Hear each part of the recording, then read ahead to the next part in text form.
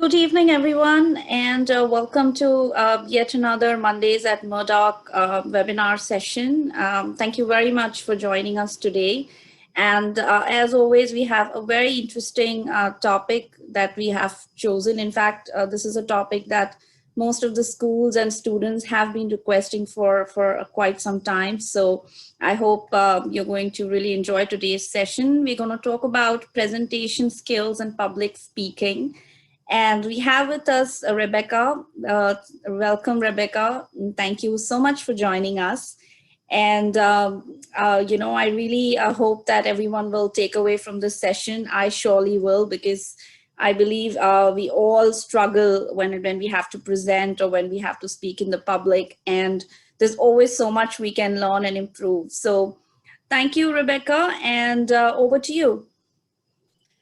Thanks, Meg, and welcome everybody.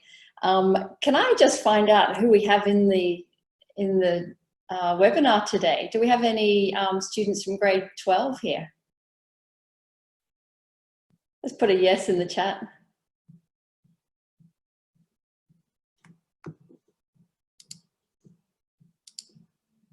No? Any students from grade 11? Thanks, Leja. Grade 6, fantastic. Excellent. And do we have any students from grade 10? Well done. Grade 9? Any high school teachers out there? From Bosnia, yes. Excellent. How's the weather in Bosnia?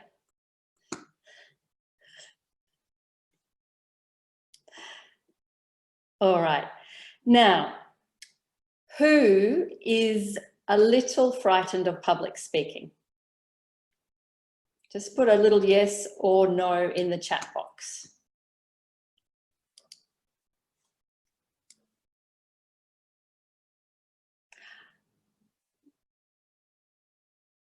Great. Well, I'll let you in on a little secret. I'm scared of public speaking as well. Okay. I have a love-hate relationship with it. All right, I'm going to show you a couple of quotes that I'd like you to think about, all right, in this PowerPoint. All right. Let me just share my screen with you.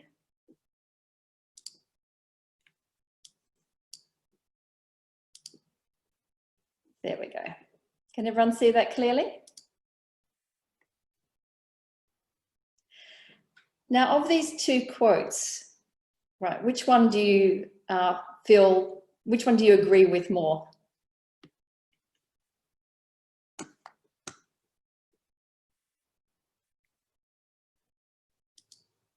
Oh, excuse me, sorry.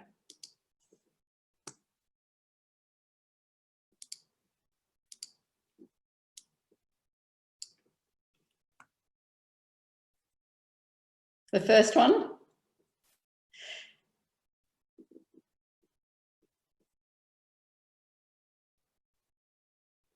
Good.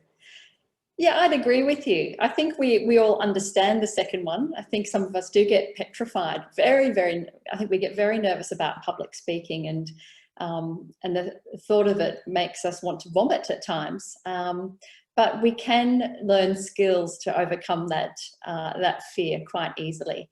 And I'm sure some of you in the session today actually love public speaking as well and just want to enhance your skills.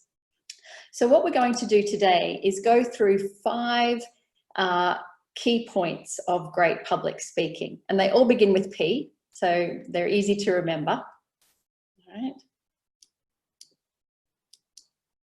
And these are them. Now I'm just going to hide that screen very quickly to see if you can guess what they are. Please try to put them in the chat.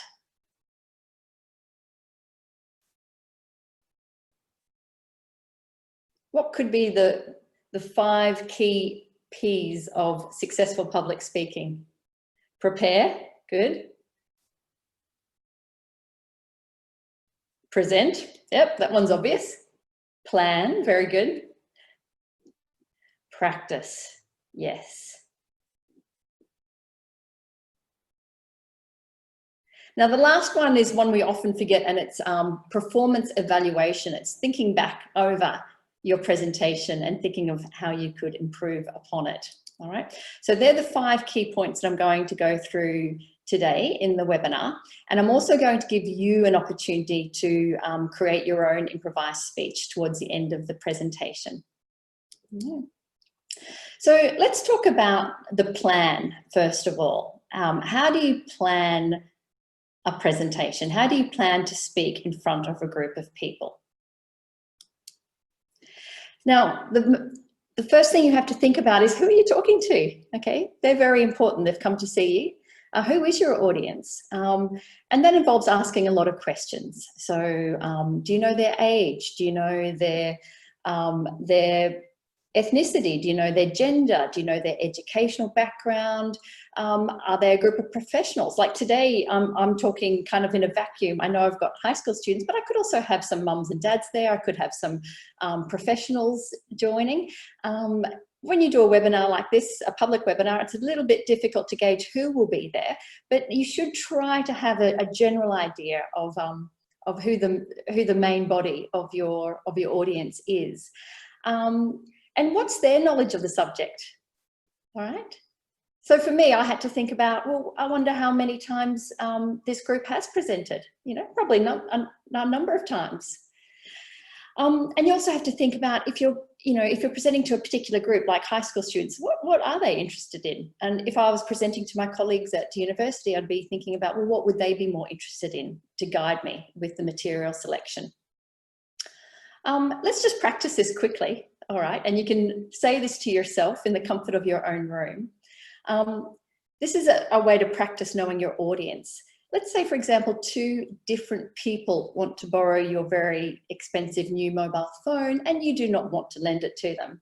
I want you now just to pretend that person's next to you and tell them why they cannot use it.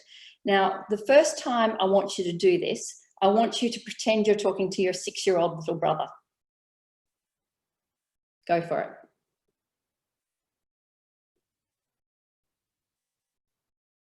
it. Okay. Okay.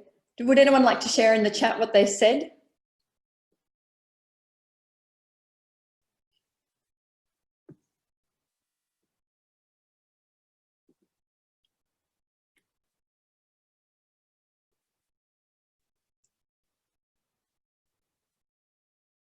I think some of you may have just said, no way. Yeah. Now imagine if it was a friend from your class or a colleague at work. How would you also say no?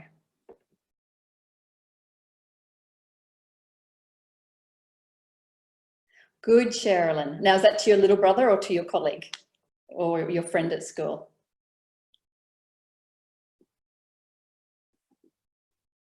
Yeah, you'd ask more questions in a polite way, yes. But how can you try to write it?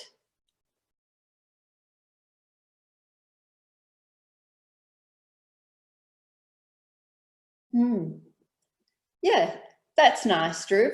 So I'm using it now, but maybe I could lend it to you later. I really want you to say no to this person though, in a polite way. He's not your little brother.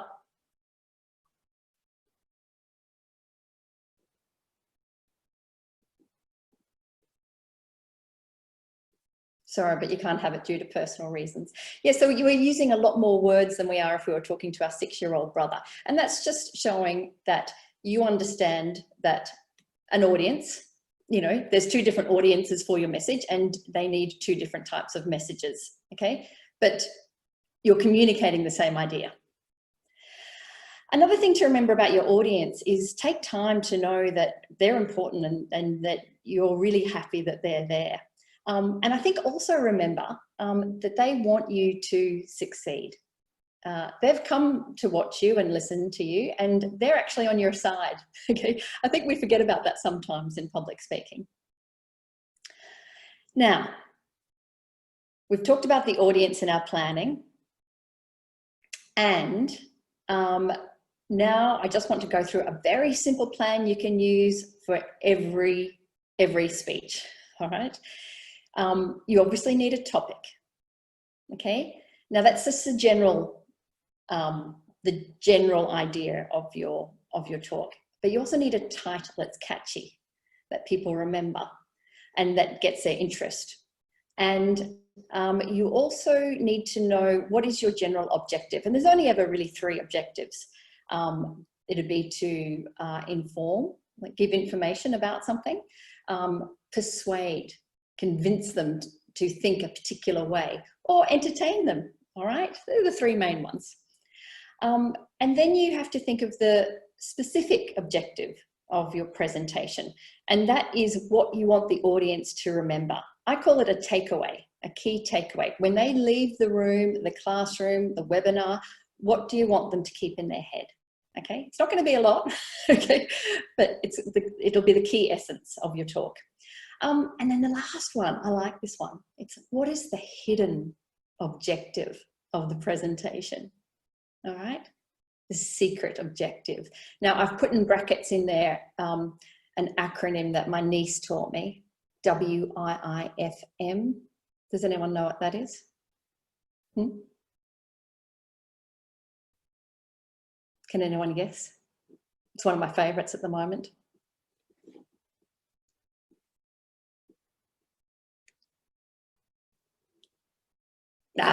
Gorana, perfect. Sherilyn, you've got it.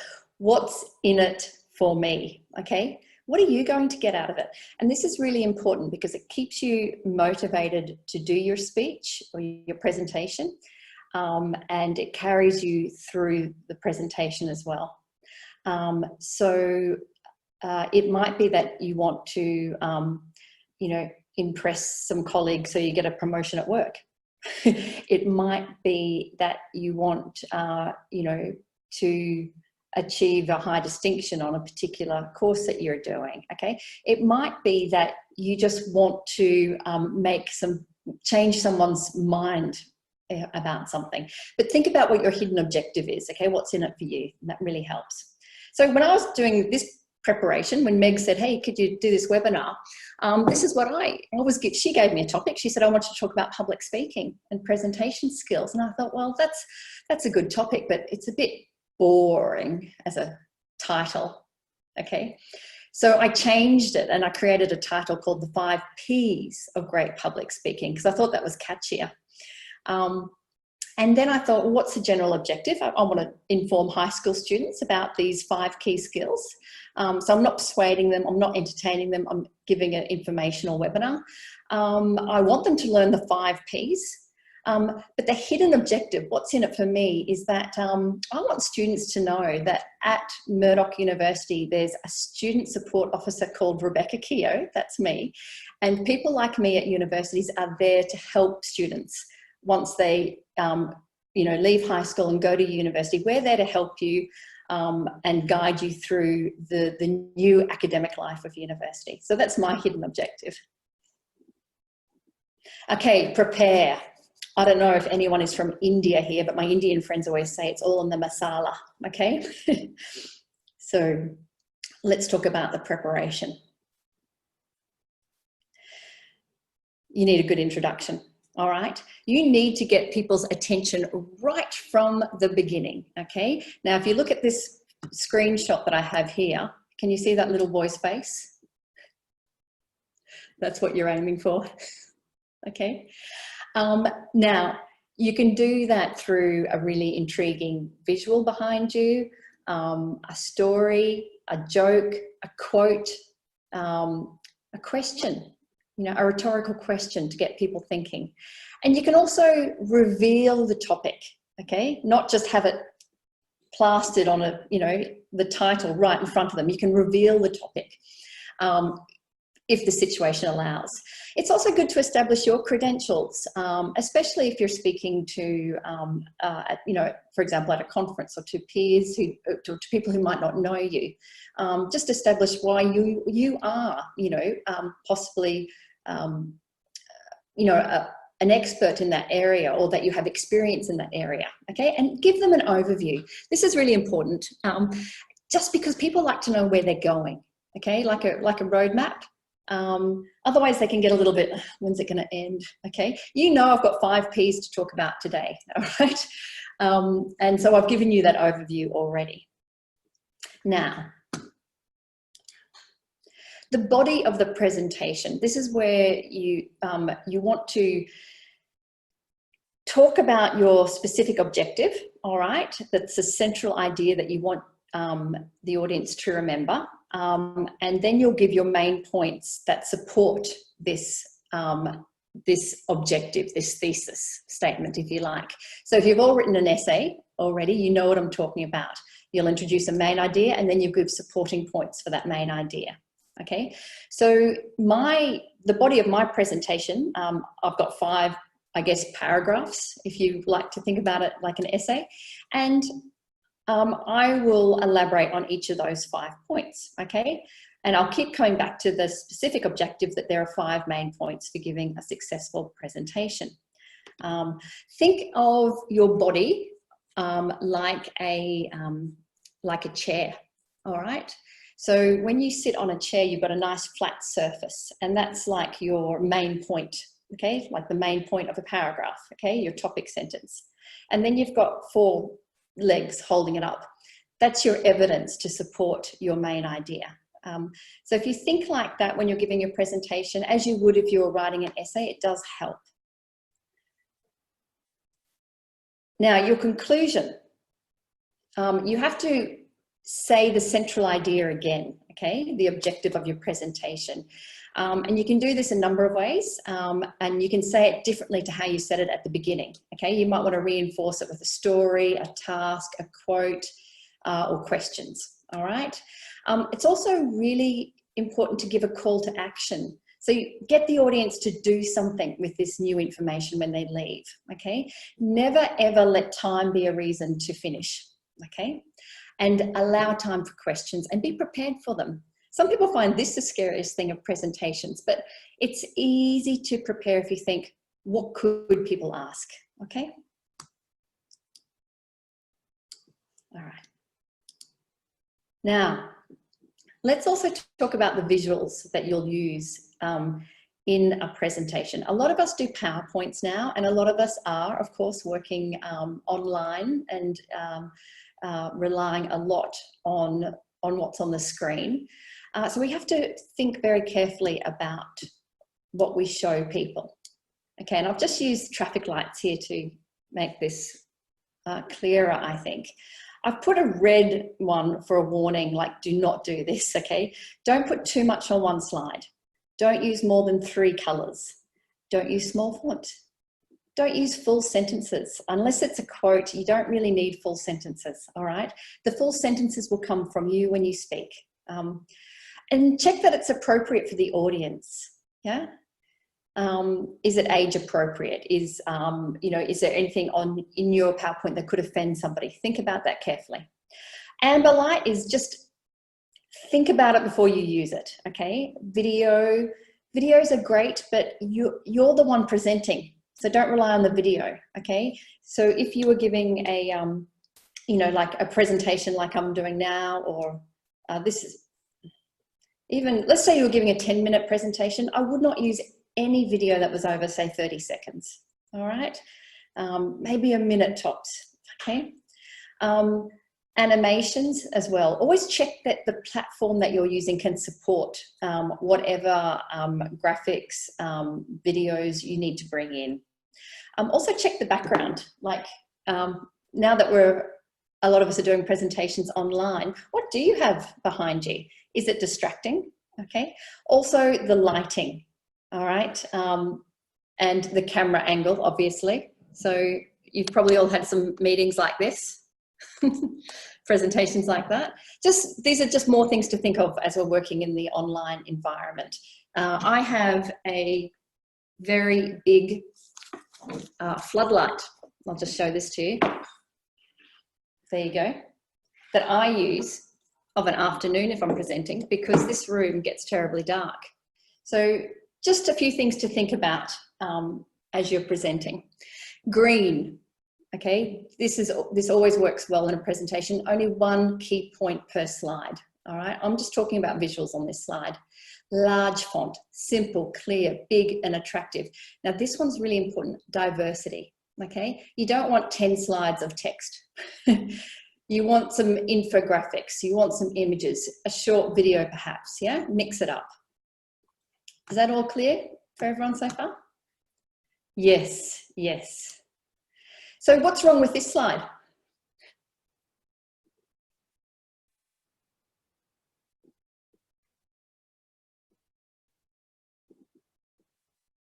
Yep, too many colors. The yellow color, yep, it's too faint, isn't it? We can't see it. There's all text. There's no picture. Full sentences. Very good. Very good, okay? So just be aware of that. And particularly when we go back to more face-to-face sessions, think about the person in the very last row of the room or the auditorium, okay? What will be their experience sitting right at the back and looking at your screen, okay? Or looking at your PowerPoint. Okay, now moving into practice. So far we've had, what have we had? Plan. Anything else? We've just had the plan. Okay, practice. Okay, we've had the preparation, yep. Practice, all right. So know your material. Okay, this seems really obvious, but a lot of the nerves when you're speaking come from the fact that you don't feel ready, okay? Now, ready does not mean knowing every single word that you're going to say, but ready does mean understanding your topic and being able to talk about it without reading it from notes in front of you, okay? Obviously, you can have notes, but don't have full sentences in your notes. Just have some fuller points than you do have on your presentation, okay? Never ever read from the screen, ever, ever, ever, okay? If you're presenting in front of a group of people. Think of the venue that you're working in, like do you need a loud voice, do you need a mic? And think of the platform, okay? So if you, you know, I'm a Mac user. So if I rock up to a conference, for example, and I've got my PowerPoint on this, I'll need a special cable possibly for it to work with whatever the infrastructure is in the venue. Okay, so think about the hardware, think about the software as well. Especially if you're using videos or a tool that you haven't used on that venue's device before. Always practice beforehand and make sure all the plugins are there. Time yourself when you practice, okay? And the last point is really important, your voice, okay? Especially in this online environment where we don't have the benefit of a full face on the screen a lot of the time. Play with your voice. You can be loud, you can be soft, you can talk a bit quickly, you can slow it down. Okay, that keeps it more interesting for the audience. All right? And because I think this is so important, I'm going to show you a quick little video that highlights this, all right? Very soon. When I'm talking about practicing, seriously, there are so many ways you can do it. I do it in the pool. Like this morning I was swimming and I was thinking about what I was going to say to you all this afternoon, but you can practice in front of a mirror, to your dog, you know, to a family member, just practice, all right? All right, so here's a little video on how to use your voice. Now this gentleman will ask you to do a few things with your voice. I'm sure all your mics are muted, that's great. Feel free to have fun with this, all right?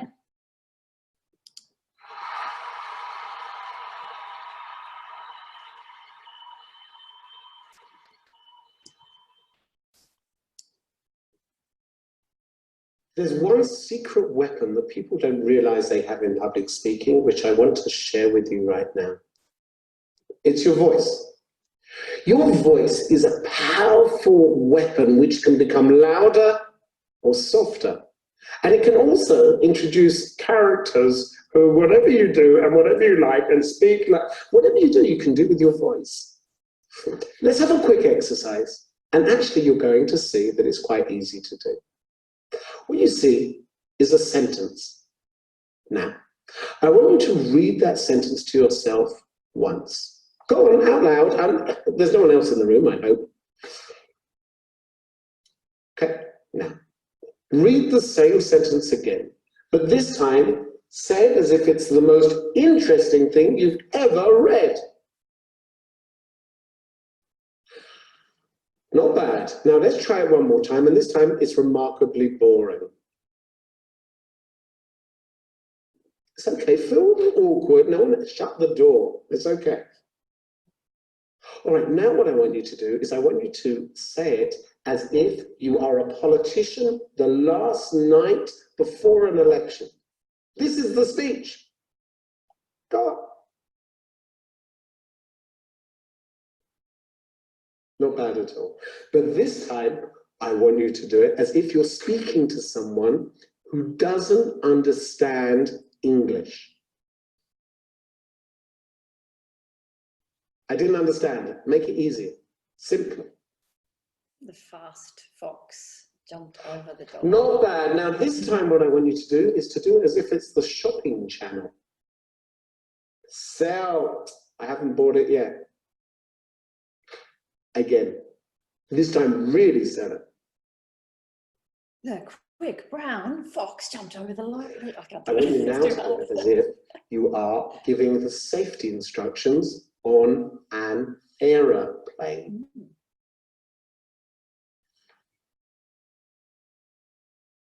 The quick brown fox. This time, do it as if you're a commentator on a National Geographic program, talking about elephants in the wild.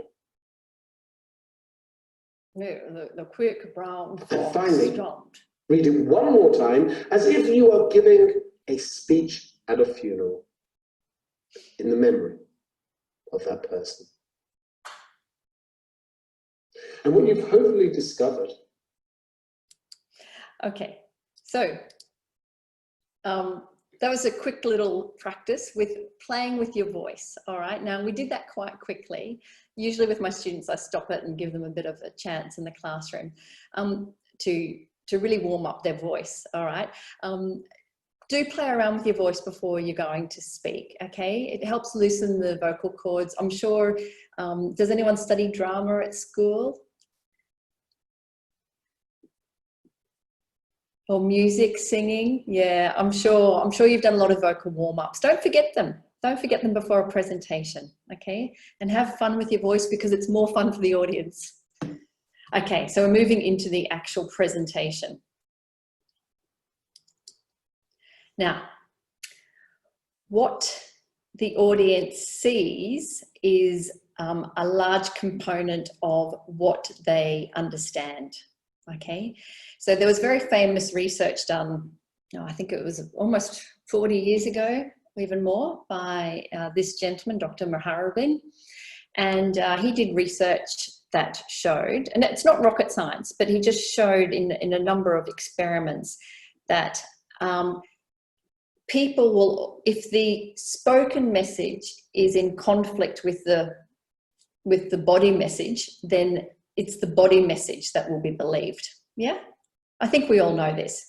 You know, how often have you seen, you know, maybe a married couple fighting, you know, and you know, and the man might be saying, is everything okay? And the woman might be going, yes. You know what I mean? So the words conflict with the actual body message. So be very aware of what you're doing, you know, with your body, with your hands, with your face as you're presenting, because it's giving a key part of your message as well.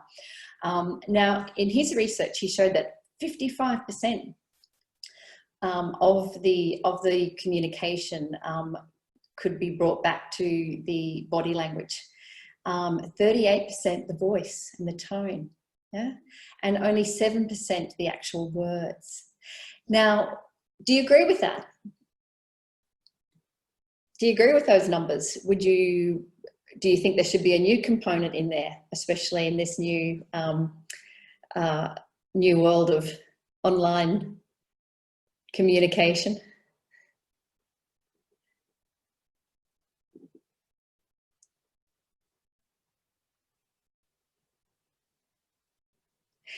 Yeah, yeah. So you really have to be thinking when you're walking onto a stage or to the front of the class to give a presentation, really think about how you're already looking to the audience. I mean, obviously what you're wearing is important, but how you're holding yourself. I mean, if you're scared and you're walking up to the stage, or if you know, and you're showing in your body language that you don't want to be there, that message is going to be very strongly felt by the audience. All right.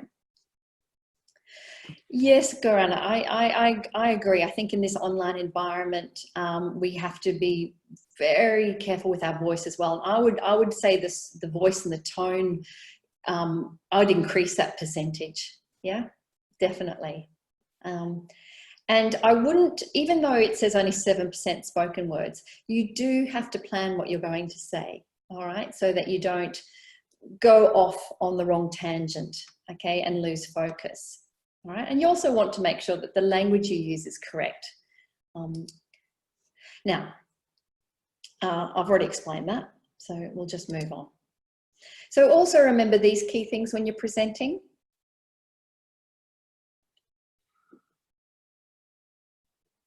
I won't read them out. You're all aware of them. The breathing is important. A lot of us, when we get nervous, speak really quickly and we just keep going like this and we don't stop to take a breath and we don't, that is really difficult for the audience because they want you to breathe, right? So remember to breathe and to pause. Now, do you all have special breathing techniques that you use? I've been taught so many over the years, and to be honest, I find them a little bit difficult to remember. But there's one that my current yoga teacher does, which is really simple, and it's just breathe in through your nose for 4 seconds, breathe out through your mouth for 8, and as you're breathing out, make a noise, and this will relax your vocal cords. So let's just try it with me. It's like in,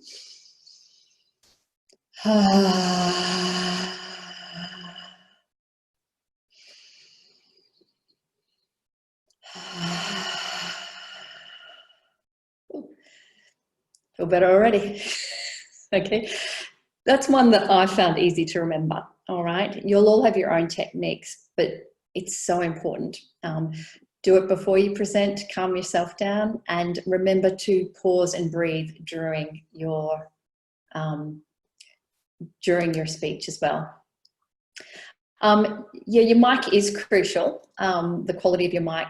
I won't be able to recommend any brands at the moment, but you know, 10 years ago when I was doing online sessions, you know, we'd always use a mic because the quality of the inbuilt microphones on computers was so poor. Nowadays, it doesn't seem to be such a problem, okay? I think a mic is sometimes overly used. If the venue is small, you probably do not need it. But to get questions from the audience, then a mic is really important, okay? Especially if the venue's big, all right?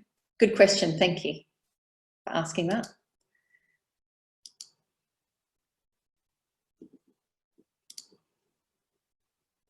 All right, now let's move on. Performance evaluation. I mentioned this earlier. This is after you finish, you might just want to forget about it altogether, but don't. Just reflect on how it went and how you can improve for next time.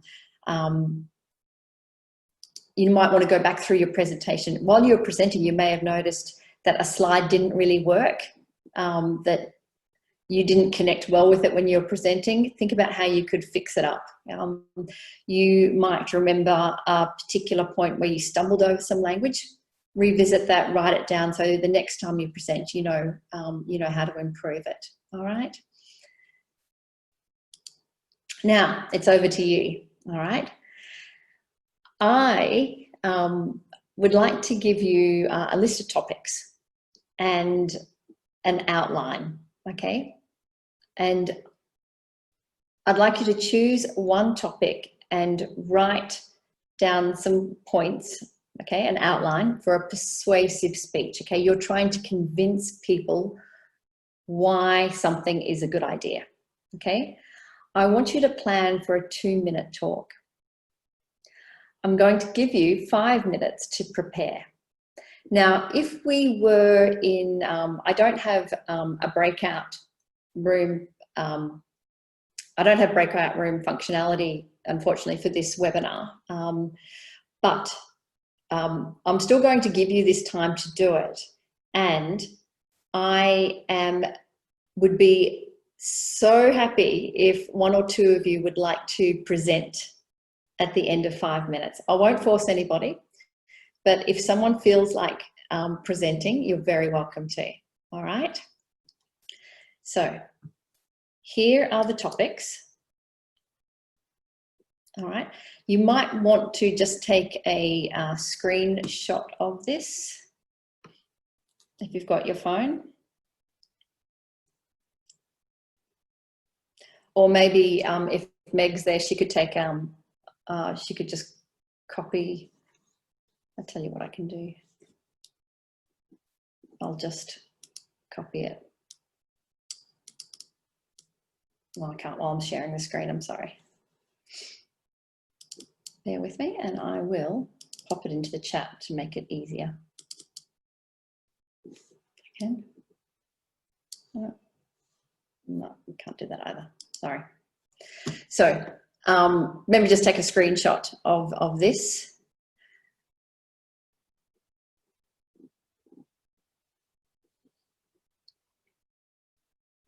But I want you to choose one topic for a short, persuasive speech.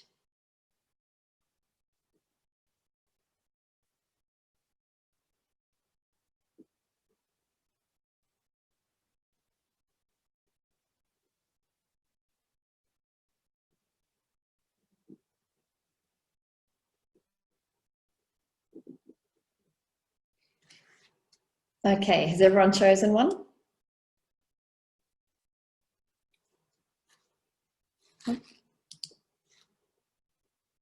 Has everybody chosen one topic?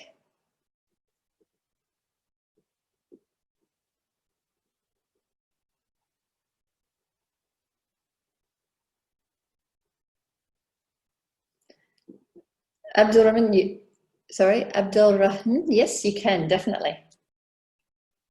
Would anyone else like to volunteer?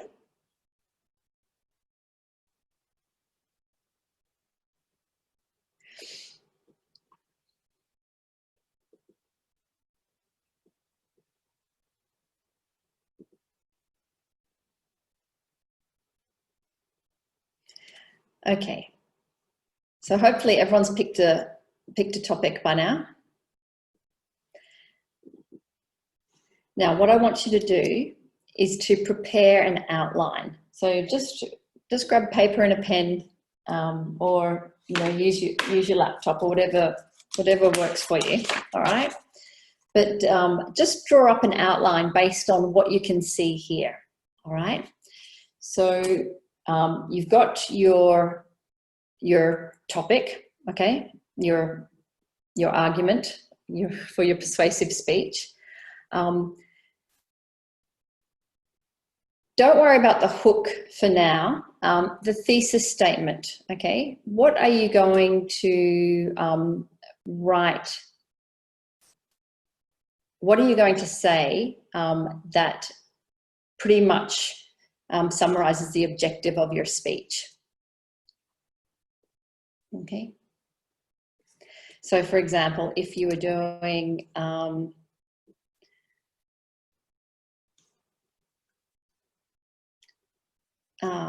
study abroad, okay? Study abroad should be, I strongly believe that study abroad should be available to high school students for 3 reasons: experience, wisdom, and adventure.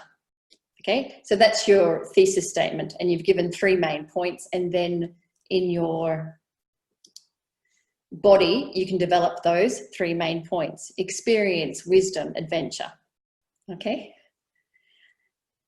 So work on your thesis statement and your main points, and think of the chair, okay? You've got a main point. How are you going to support that? All right. Now, if you finish that, then you have time to go back and think of, how am I going to start it? What am I going to say to get everyone's attention and interest? Yeah. So for this particular speech, it might be like, when I was 15, I went to Peru and it changed my life. Okay.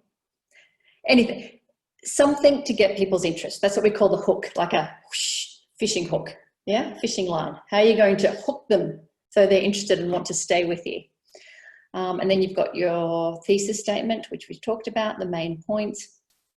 In your conclusion, you're going to restate your thesis statement, okay? You can use the same words, but it's more interesting if you, definitely you can use the same words, okay? If you can think of a different way to say it, that's even better. And then the last part there is a call to action. What do you want them to do now that they have this information? When they leave your presentation, what do you want them to go and do? Abdurrahim, that's a good point. I just, Megha, is it possible to make Abdulrahim a panelist? Thank you. All right. Does everyone know what to do?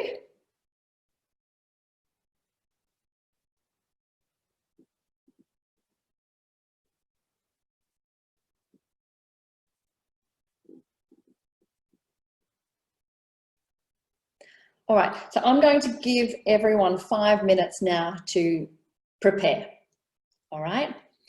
After 5 minutes, I'm going to ask 2 people to present to the whole group. One person's already volunteered. All right. I'm looking for one more. All right. So your time starts now. Let me know if you need me to change the slide, okay?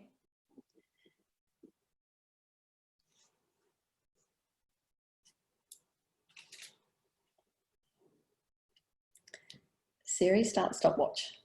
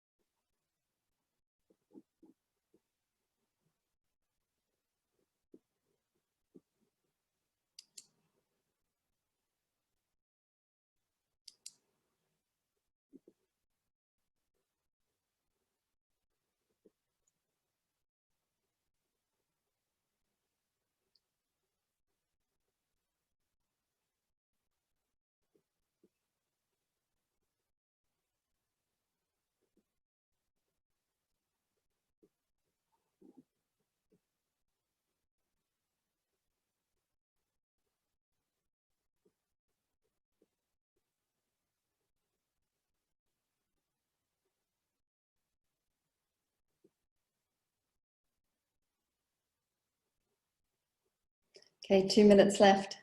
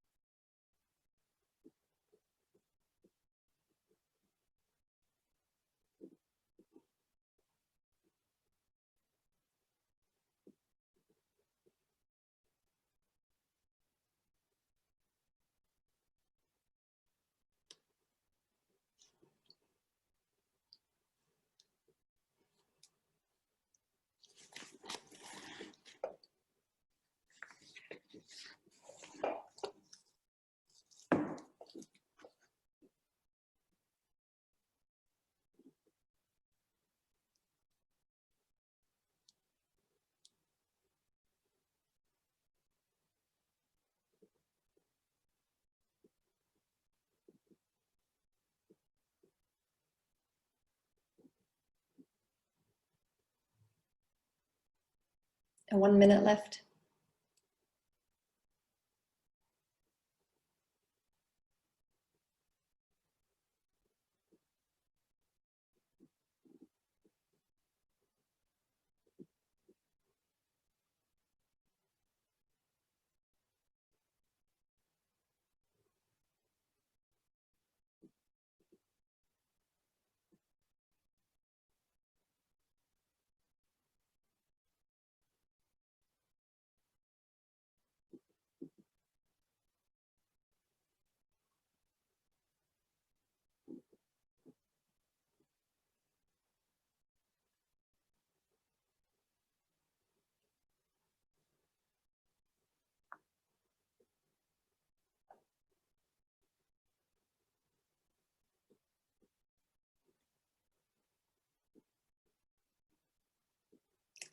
Okay, that was your 5 minutes preparation.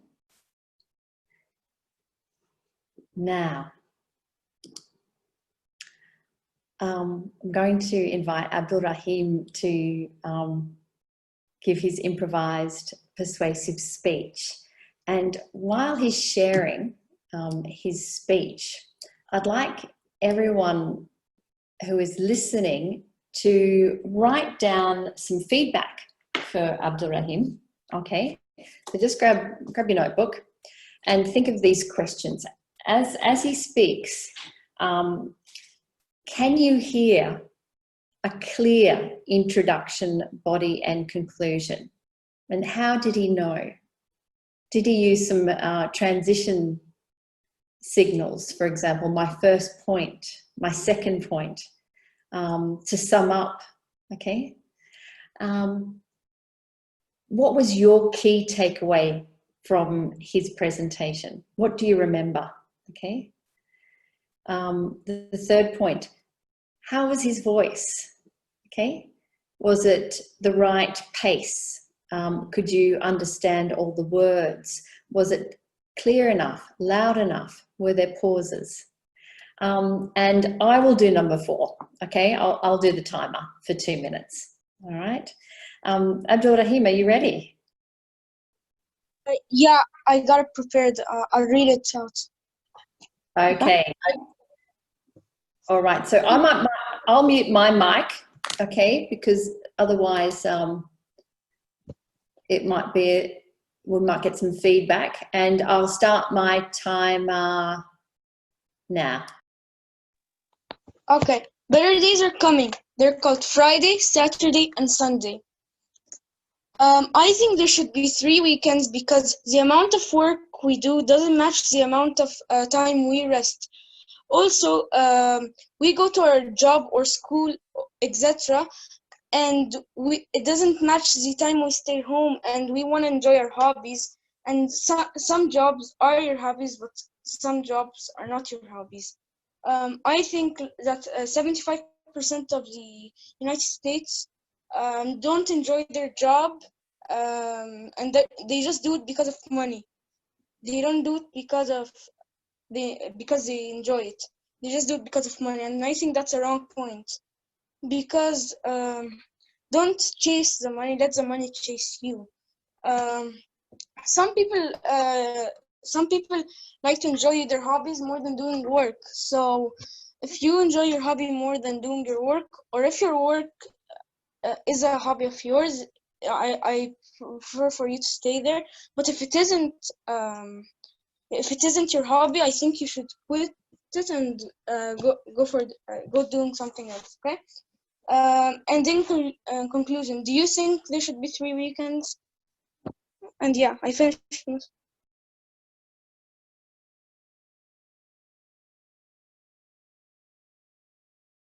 I finished. Okay, well done. Excellent.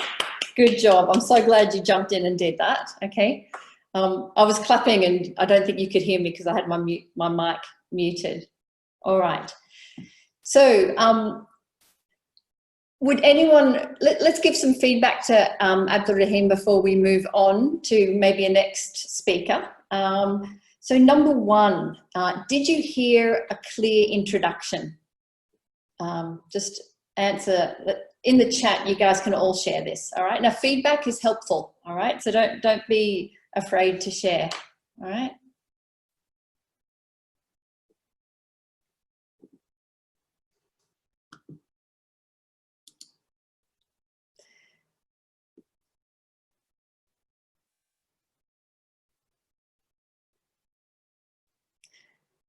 Okay.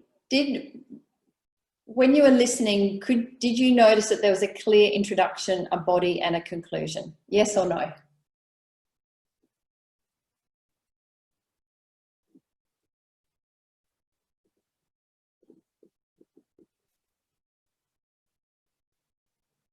Am I not seeing the chat?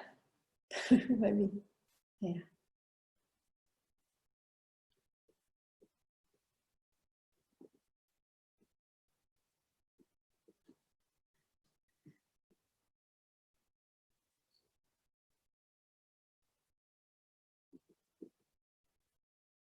Okay, so everyone's being a bit quiet, so I'll jump in. I thought that there was a fairly clear introduction and conclusion, but not a body. I wasn't really sure where your body started, okay? And I was kind of looking for like 3 clear points, and I didn't hear those, like 3 clear main points. 2, key takeaway. Okay, everyone, what was your key takeaway from this persuasive speech?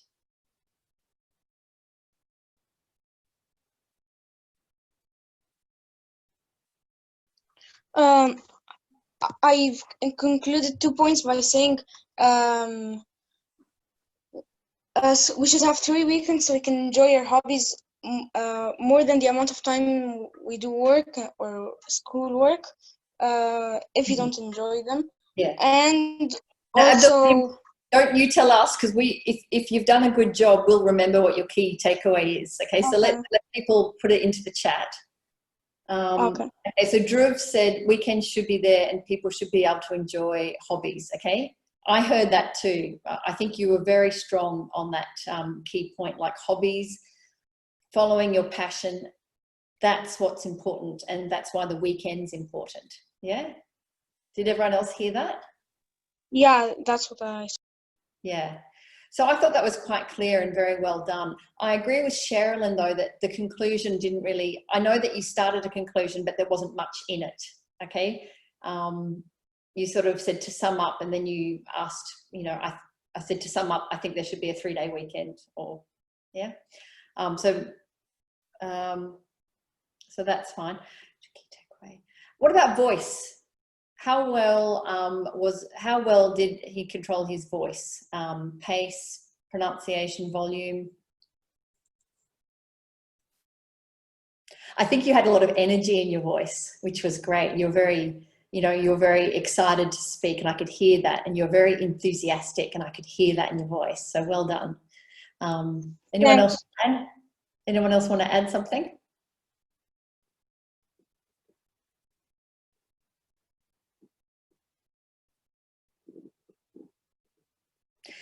Yeah. So Leisure was saying a bit plain. So maybe maybe the level, was the same instead of going up and down. A little bit fast in places too. You could slow down I think that was just your excitement, or okay, but slow down. All right.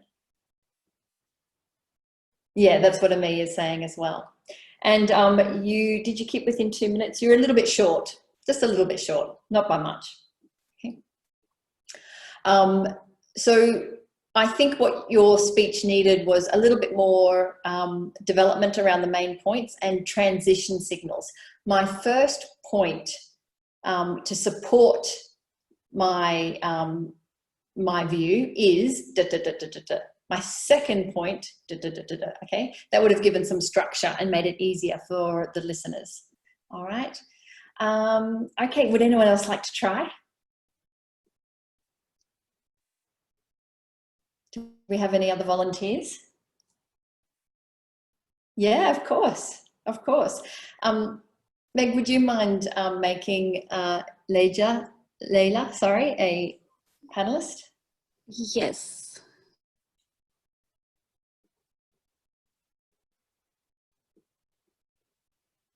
Oh, we've got a few asking now.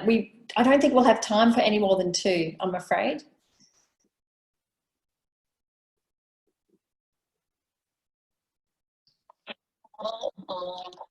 Okay, so I'll start the timer.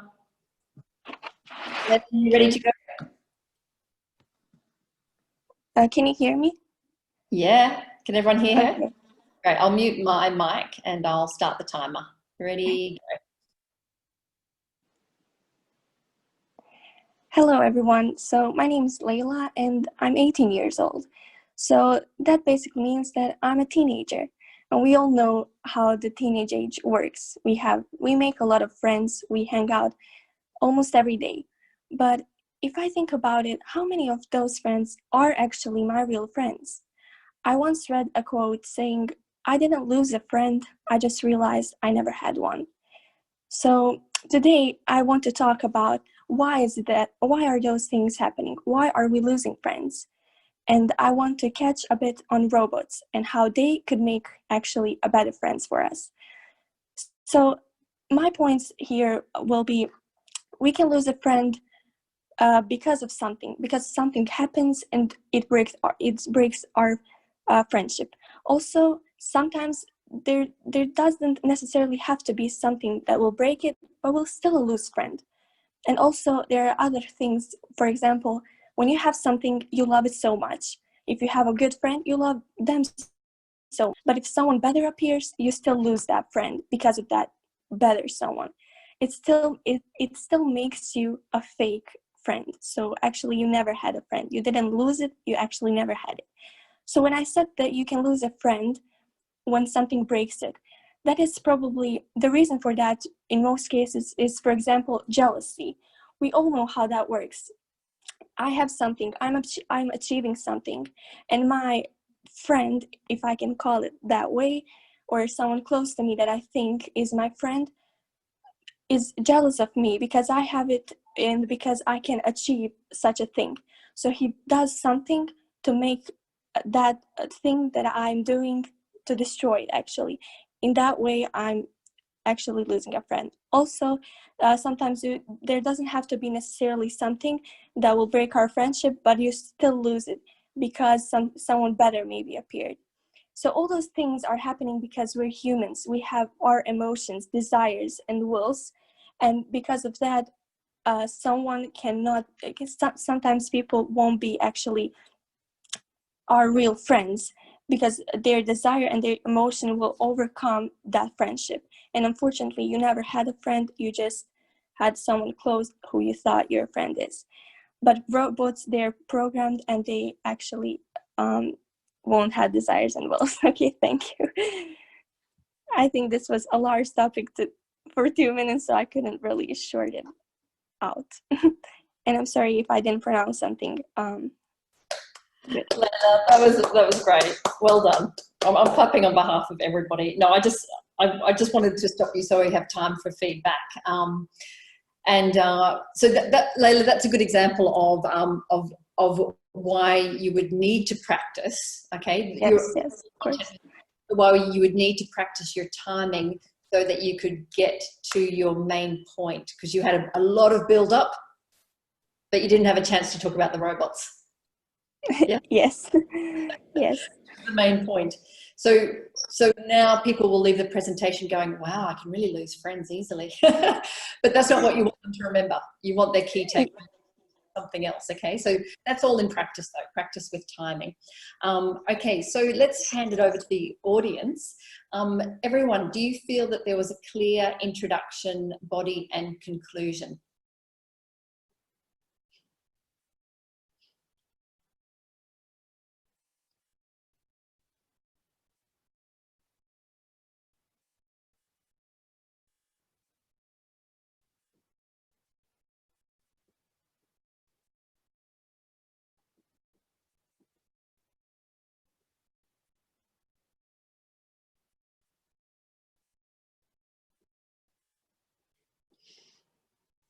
Yeah, I'd agree. I think your introduction was fantastic, by the way.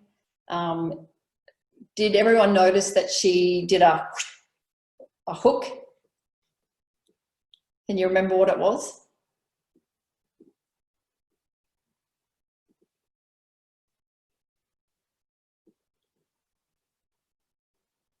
And she revealed the topic. She didn't sort of say, today I'm going to talk about robots being friends, okay? She had a really interesting way of revealing the topic and using a hook. So she started with her name and age. I thought, okay, why? And then she said, as you realize, I'm a teenager. And, you know, and I like making friends and having friends, but how many are real friends? And that was her hook. It was lovely, okay? So immediately I wanted to know more. Yeah. Yeah, well, there wasn't a conclusion, I don't think, but there was definitely a lot of body. And she talked about having 3 main points. And you talked about losing a friend because of an event, losing a friend because of something else, and losing a friend because you find someone that's better. Sorry, kind of had a little giggle at that. But yeah, you had 3 points and you were expanding upon them. All right. And you were about to come back to the fact that maybe having a friend as a robot would be, I don't know, more stable. I'm not sure where you were going to go with that. But in your thesis, you did say something about maybe it would be better to have a robot. You know, and I guess that you're going to say because they might be more dependable. I'm not sure. All right. Thank you very much. How about Layla's voice? Any comments on her voice?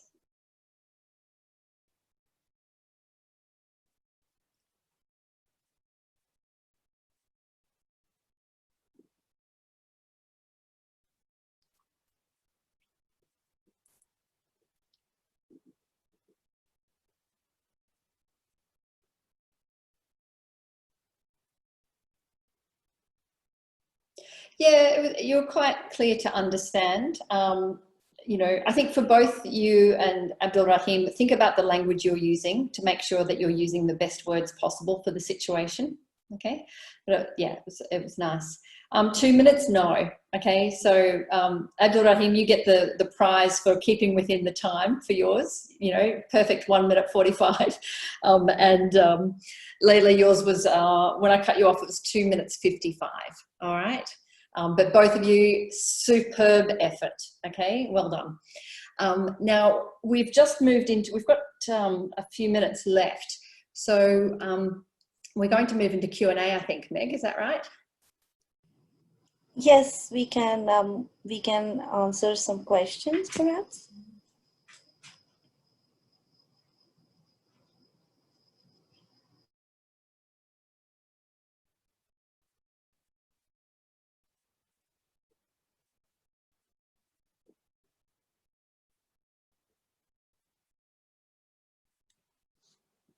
Oh, sorry. Does anyone have any questions?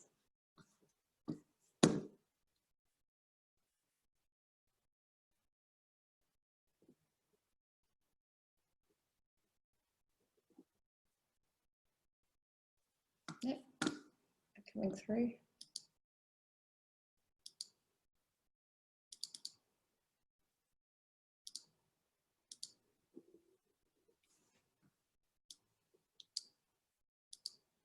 I see a few questions on the Q&A box. Yeah, Garona, how to be less scared? Breathe. Remember that the audience wants you to succeed. Okay, I cannot stress how important this is. Okay, they're not the enemy. Okay, they want you to. They're there to support you and would like you to do well. Breathe and really practice saying it out loud. Practice, practice, practice. Because the more times you hear your own voice saying it, the less strange it will sound to you when you're in front of an audience. Okay. Yes, the PowerPoint can be shared. Meg, I'm not sure how you usually do that through these webinars, but. So we will upload the webinar itself on YouTube on Murdoch University Dubai channel. So you'll have access to that. And if someone wants the PPT, Rebecca, if you're okay, I could share it with them as well. Yeah, I don't mind. I mean, if they have the full PPT, then they have all the URLs to the videos and research and whatnot. So that's good. There are a few more questions. Yeah. I've gone through I think I've gone through them though, because on any tips for speaking in a debate. There's something I would like to add. So one of the things that really helped me was because I really was scared to talk on stage. I started to talk to my family members, like prepare a topic and present 2 people, 3 people, and then maybe a few more friends and family, of course, and like make it like an environment where it feels like an actual presentation, like make them sit down and then have like a stage. So that I did a lot of times before I had to like present in a big audience. And I think that's one thing that has helped me. So that's just wanted to share my experience. Yeah. You can do what politicians do, Amelia. You can prepare an answer and pretend that you're rebutting and answering the question and then just go off and answer it your own way. That's a politician's trick. And then back to what Meg said, is practicing with family, like putting around the dinner table or afternoon tea, putting throwing up a sort of controversial topic and trying to have a discussion about it is a really useful way to practice and to see both sides and to counter, have a counter argument. All right. But you can always prepare some good answers to keep your point being strong. And you just have to twist the way you reply at the beginning so it looks like you're answering the question. That's, I wouldn't say that's wonderful advice, but it's a trick that politicians use and it does work in debates. Okay.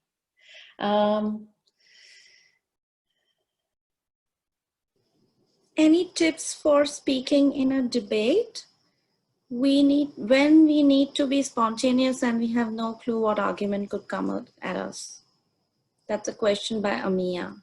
Yeah, that's the one I just answered for a debate. Okay. Why are people afraid of public speaking? It's a real fear. It's a real phobia. There's an actual term for it. It's glossophobia, isn't it? From memory. Yes.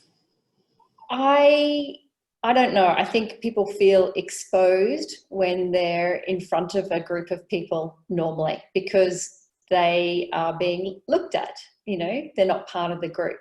And I think that's the main reason. Okay. If you were standing up there with 2 or 3 other people, you might not feel the same way. All right.